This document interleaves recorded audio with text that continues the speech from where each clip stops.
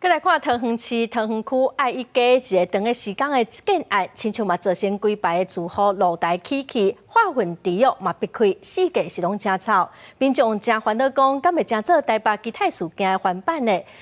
桃园市政府的建管处是表示，已经立管了，嘛要求建商哦，要爱修理复原，无得要发使用执照。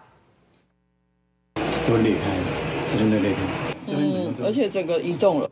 桃园区爱一家柜牌徛好阳台出气，门形变形，化粪池流出来臭毛毛，疑似附近新建案施工所造成。住户叫苦连天，烦恼台北市其他事件呈现，向市员认情，要求建商爱负起责任。阮水管拢破去啊！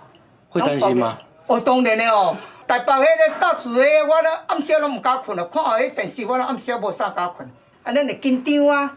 隔壁在施工，在建新大楼嘛，导致我们这几户的住户那个低洼下陷，赶快把它修缮完成。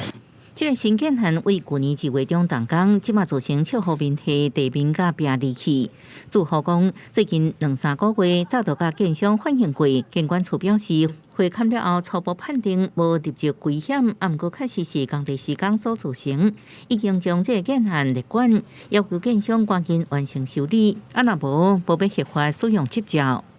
确定是开挖震动所造成的邻房的损坏，除了列管使用执照，要求建商确实负起对受灾户的修复及赔偿责任。受损的部分会维修，我们会负责把它修缮完成，至少让住户他们在居住的环境方面不会造成影响。